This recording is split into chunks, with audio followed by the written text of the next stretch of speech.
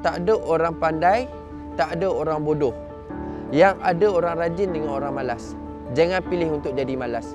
Berusaha menjadi rajin dan bila menjadi rajin awak akan berjaya. Takkan ada orang gagal kalau orang tu rajin. Assalamualaikum semua. Alright, nama saya Muhammad Akmal Ashraf, berumur 32 tahun dan pekerjaan saya adalah sepenuh masa badut penghibur kanak-kanak. Kenapa memilih menjadi seorang badut ataupun penghibur kanak-kanak? Sebabnya bidang kerja saya ni, bidang kerja badut ataupun penghibur kanak-kanak ni tidak ramai orang boleh buat, tak mampu buat. Dan satunya lagi adalah kepuasan apabila kita menghiburkan kanak-kanak tu, wajah ceria dia tu membuatkan kita gembira. Kita rasa tenang, kita rasa lebih mudah melakukan kerja tu tanpa rasa beban. Itu sebabnya kita memilih kerja badut.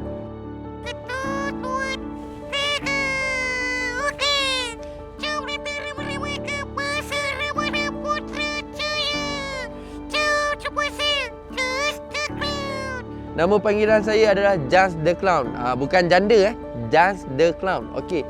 Awalnya dulu saya macam ni. Saya adalah pemandu lori Milo. Van Milo yang masuk sekolah-sekolah, ramai yang tahu kan van Milo. Okey, saya salah seorang abang Milo waktu tu. Dan saya pergi ke satu sekolah ni dekat Johor Bahru.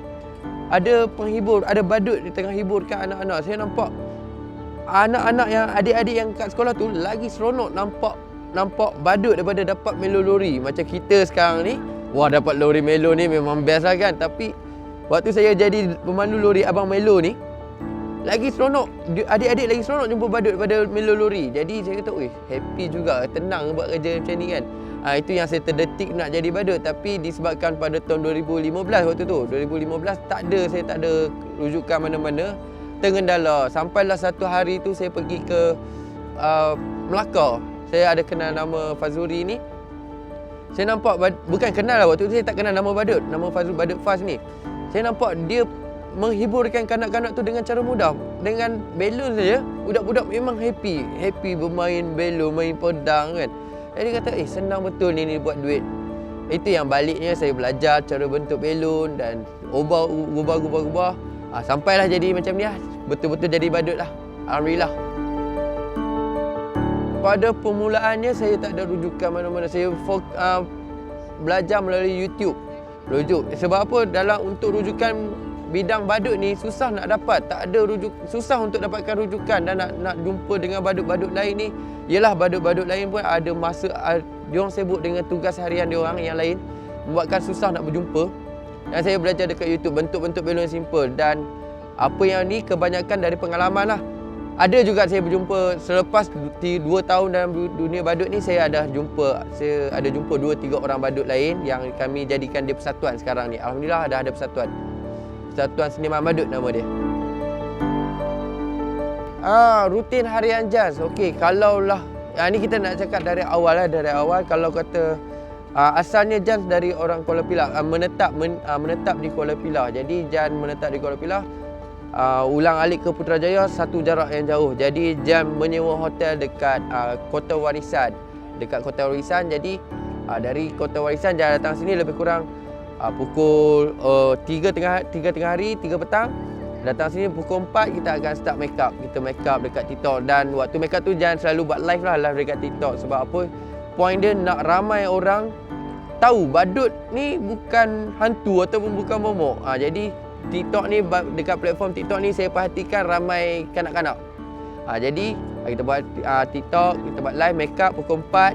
Pukul 5 kita dah start isi angin dalam belon, penuhkan bakul. Pukul 6 ke 7 buka puasa. Selepas buka puasa selalunya lah, selepas buka puasa ni terus ramai. Dah kena attack dah. Kanak-kanak mesti akan minta belon. Lepas buka puasa kami akan start buat belon sampai pukul 11.30 malam. Selalunya 11.30 malam lah. Kemudian dah habis baru pergi cari makan, betul-betul makan. Waktu buka puasa tadi tak sempat sebab selalunya sekadar alas perut. Lepas tu kita akan buat belon dengan adik-adik. Macam tu lah. Sekarang ni kita dah berada pada fasa endemik. Jadi masih kita nak menjaga penjarakan ataupun nak kurangkan kesesakan kan. Jadi kita penuhkan bakul dulu. Nanti bila ada adik-adik datang, kita terus ambil. Tak ada masa untuk menunggu pam. nak pump belon lagi. Dan bila dah penuh baku nanti kita dah buat macam ni yang dah siap. Jadi kalau adik-adik yang minta yang bentuk yang dah ready made ni, lagi cepatlah kita nak cepatkan, kita nak kurangkan kesesakan tu lah. Nak kurang, tak nak bagi ada crowd terlalu besar kat sini. Sebab apa, kalau kat Bazar Ramadan Putrajaya ni bermula pukul 8 malam sampai pukul 11, kat sini memang padat. Terus terang, penerimaan keluarga besar Jans, asal kau pilih badut? Dia kalau orang Kedah, awak pilih badut. Tapi kita bila jam dah minat benda tu, kita buat sampai jadi. Pada permulaan dia memang keluarga macam, abang tak ada kerja lain ke? Kan, sebab keluarga Jans, kalau background Jans semua berniaga. Kebanyakan berniaga, ada urus niaga bidang trading, macam-macam bidang. Dan saya kenapa pilih badut ni kan? Lepas tu dia kata, bolehkah hidup dengan badut? Boleh pergi jauh kah dengan badut? Tapi alhamdulillah lah, selepas 3 tahun dalam dunia badut ni, satu keluarga besar mula sokong saya untuk jadi badut. Sebab apa? Kita buat pencapaian dari tahun demi tahun, kita ada pencapaian, kita ada grade kita. Alhamdulillah lah. Penerimaan sekarang ni, alhamdulillah. Kalau bercakap pasal wife saya, nampak tadi ada dia jadi badut. Sebenarnya, dia jumpa saya sepanjang perkenalan kami, dalam tempoh 3 bulan pertama, dia tak pernah nampak muka asal Jans. Tak pernah nampak muka asal Jans. Dia dengan muka badut je. Dan selepas 3 bulan, dia dah mula rapat dengan Jans. Kami dah mula berkenal rapat. Dan telah pamer. Kami jumpa dekat dataran sentral. Yang bestnya, dia yang ayat Jans. Dia tertanya, siapa badut ni kan? Sebab memang Jans sembunyi identiti Jans. Waktu tu sebelum tahun 2019 memang Jans sembunyi identiti asal Jans. Dari muka biasa jadi badut, Jans sembunyikan. Tapi sekarang ni kita dah mula buat iklan, buat live dekat TikTok, macam make up apa semua kan. Tapi dari wife ni, cerita pasal wife, dia tertarik minat sebab bermain dengan kanak-kanak. Salah satu untuk, rupanya main dengan kanak-kanak ni dia adalah terapi tau, untuk kita release tension. Ada masalah-masalah lain ni, main dengan kanak hilang tension tu. Dan bila untuk jadi badut, kena buang masalah tu, kena buang tepi. Jangan bawa dalam karakter. Sebab apa? Dia akan nampak kan aura perbezaan happy dengan tak happy. Kita nak kanak-kanak happy, kita kena happy. Sebab tu dia minat dalam dunia badut ni, buat belon. Alhamdulillah lah, pelan-pelan dia mula belajar buat ikat belon, bentukkan belon. Alhamdulillah dah boleh lah.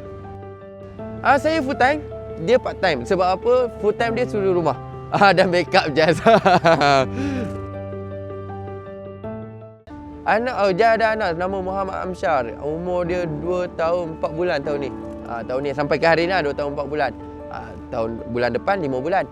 Sebab senang kira, sebab dan alhamdulillah Amsyar ni mudah. Kami macam bulan Ramadan ni kami berniaga dekat Bazar Ramadan Putrajaya. Orang sangat ramai dan kami kurang risau tentang dia sebab dia boleh, dalam umur 2 tahun tu dia boleh main sendiri, tak mengganggu dengan urus niaga kami. Alhamdulillah lah, sangat-sangat itu rezeki lah tu.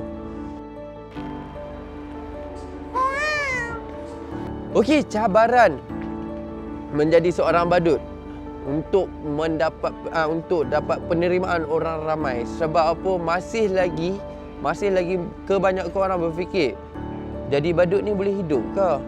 Belajar malas lah ni jadi badut. Dia ni mesti tak cerdik. Dia ni mesti pemalas, sebab tu jadi badut. Dia ni mesti otak pendek jadi badut. Untuk nak brainwash diorang, untuk betulkan apa persepsi diorang tentang badut ni, bukan orang yang malas, bukan orang yang tak cerdik, bukan orang yang tak ada kerja lain. Sebenarnya badut ni orang yang hebat. Ada dari doktor, engineer, ada yang macam Jans sendiri mekanik, driver lori melo. Dan setiap kali datang, ini cabaran, setiap kali datang orang yang berfikiran negatif ni, dia kata dia akan hasut orang. Tengok tu, mesti malas belajar. Untuk itu yang cabarannya, untuk nak betulkan persepsi dia yang kami bukan orang malas belajar dan kami bukan orang yang tak cerdik.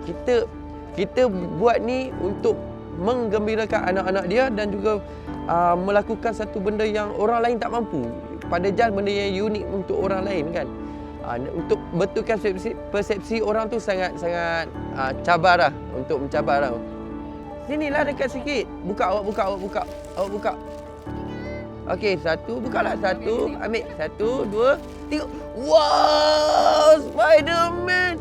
Cantik ya. Ada jam Spiderman. Momen yang paling manis menjadi seorang badut memang hari-hari dapat momen manis. Terus terang, kalau orang kata apa momen manis, apa kenangan manis jadi badut kan? Hari-hari. Sebab apa? Kita kanak-kanak ataupun orang dewasa dia ada sifat fobia. Dia ada penyakit lah, kita kata penyakit fobia dengan benda yang besar, benda yang pelik kan. Jadi bila kita dapat yakinkan budak ni, adik-adik ni ataupun orang yang besar ni yang kata badut bukan menakutkan ataupun dapat menghilangkan rasa takut dia tu, itu kenangan yang indah lah. Memang kita akan ingat lah. Takkan lupa. Memang takkan lupa. Kita akan jumpa adik tu, adik hari tu lari belakang mak adik kan. Saya pernah kita pergi ke satu majlis tu, adik ni menangis tau, menangis melalak-lalak. Bila kita dah nak balik, dia menangis lagi. Menangis melalak-lalak, tapi menangis tak bagi saya balik. Suruh tidur dengan dia. Ya, dia menangis lagi melalak-lalak kat mak dia, tak bagi saya balik. Sampaikan satu tahap saya biarkan dia tidur dulu. Barulah kami lari balik. Esok pagi mak dia call. Badut, boleh tak datang lagi? Oh, tak boleh lah. Mak dia telefon suruh datang. Tak boleh lah. Tapi kita buat video untuk dia. Okey, kita ada kawan lagi. Konda the Clown again.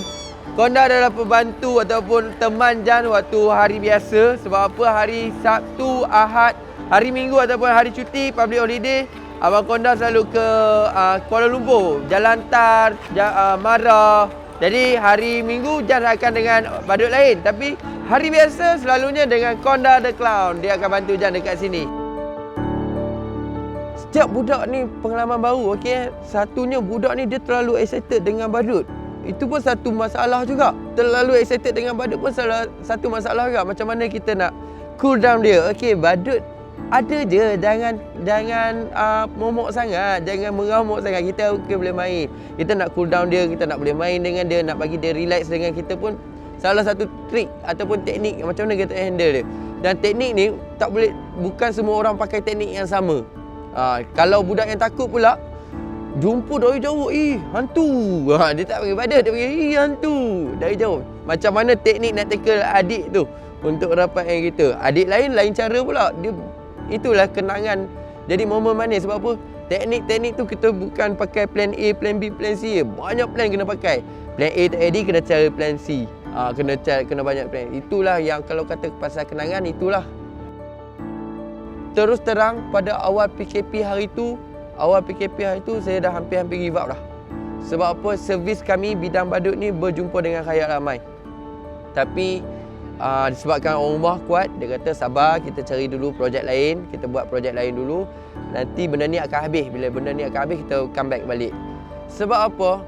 Bidang badut ni tak ramai orang buat. Kalau saya give up, saya antara orang yang dalam yang ramai-ramai yang tak pernah buat. Saya nak duduk dalam golongan yang tak ramai orang ada. Sebab tu saya tak give up. Dan lagi satu penguat semangat dia, saya lebih suka kerja badut ni. Bila kerja badut ni, masa dengan family kita boleh atur, masa main dengan anak-anak kita ada, kewangan kita boleh atur sendiri, malas rajin kita je.